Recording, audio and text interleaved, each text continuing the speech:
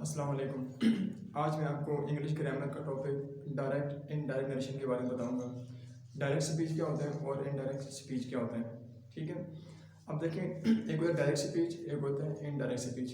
Direct speech कहते हैं किसी शख्स की कही हुई बात को दूसरों के सामने हूबहू दोहरा दिया जाए, इसे डायरेक्ट स्पीच कहते हैं।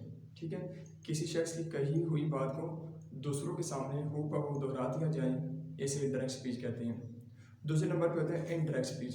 अब इनडायरेक्ट स्पीच क्या होता है, देखिए, किसी शख्स की कही हुई बात को दूसरों के सामने कुछ अल्फाज की तब्दीली के साथ बयान किया जाए, इसे इनडायरेक्ट स्पीच कहते हैं।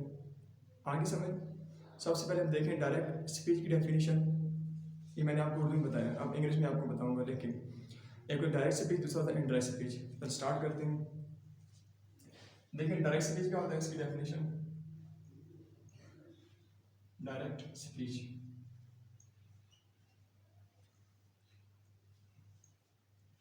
आप देखिए, इसकी डेफिनेशन होती है इंग्लिश के अंदर, कंटेन्स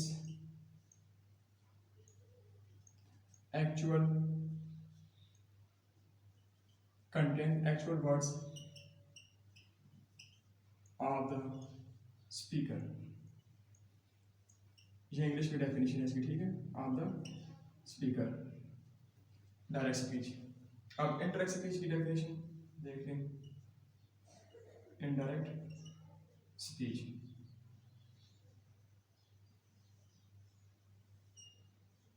देखिए, इनडायरेक्ट स्पीच की डेफिनेशन देख लें। Give the substance give the substance of the speakers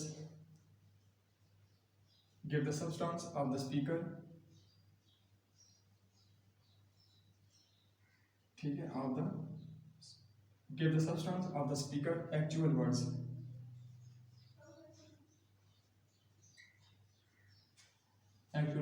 and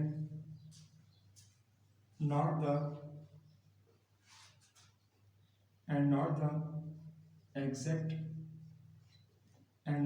exact words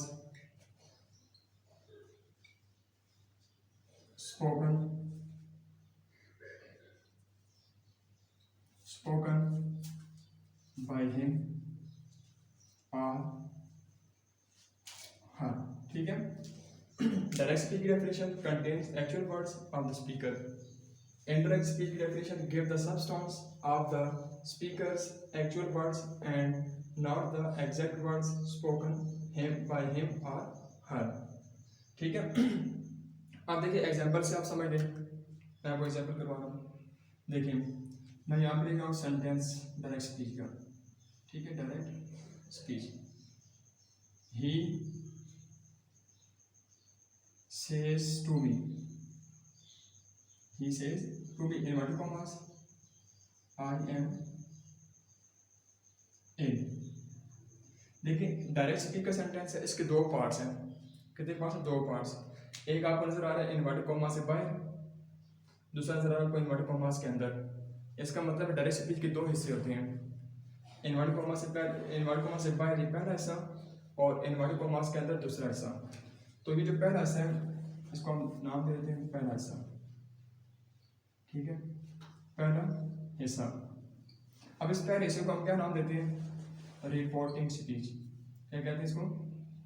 reporting speech. ठीक है, जो इन्वर्टेड कॉमा से बाहर होता है डायरेक्ट स्पीच के अंदर, उसको हम रिपोर्टिंग स्पीच कहते हैं। और जो इन्वर्टेड कॉमा के अंदर होता है, ये दूसरा हिस्सा होता है डायरेक्ट स्पीच का, दूसरा हिस्सा। तो देखिए इसको दूसरा हिस्सा, इसको हम नाम देते हैं रिपोर्टेड स्पीच।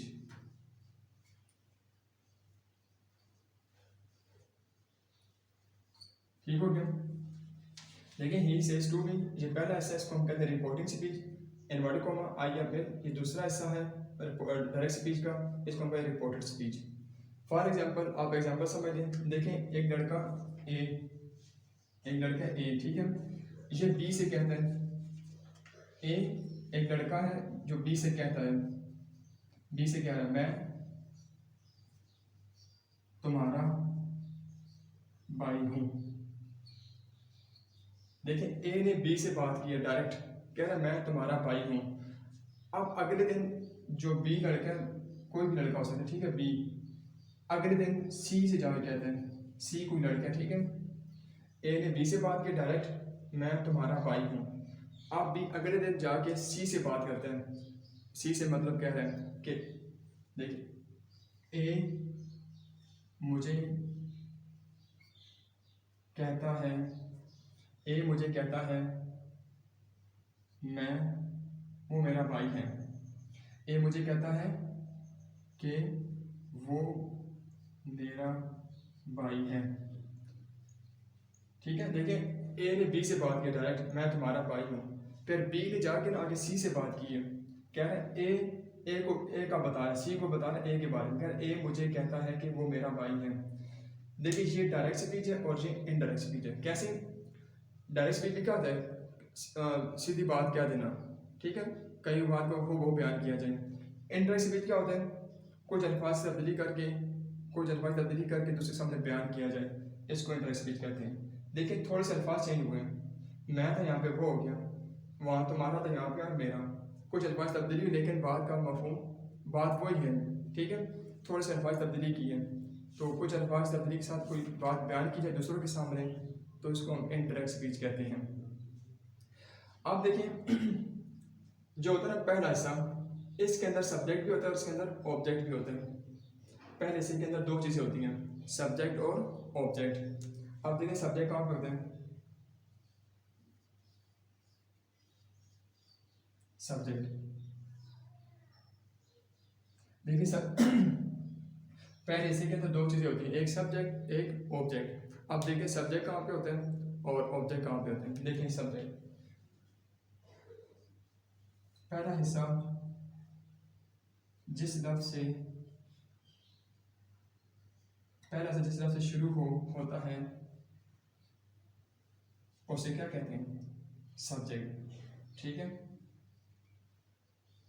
उसे सब्जेक्ट कहते हैं।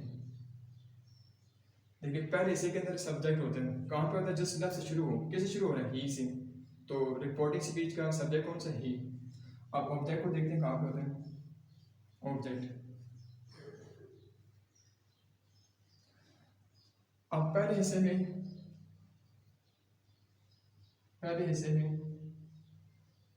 लफ्ज़ टू के बाद जो लफ्ज़ होता है, देखिए पहले हिस्से में लफ्ज़ टू के बाद जो लफ्ज़ होता है उसे क्या कहते हैं, ऑब्जेक्ट।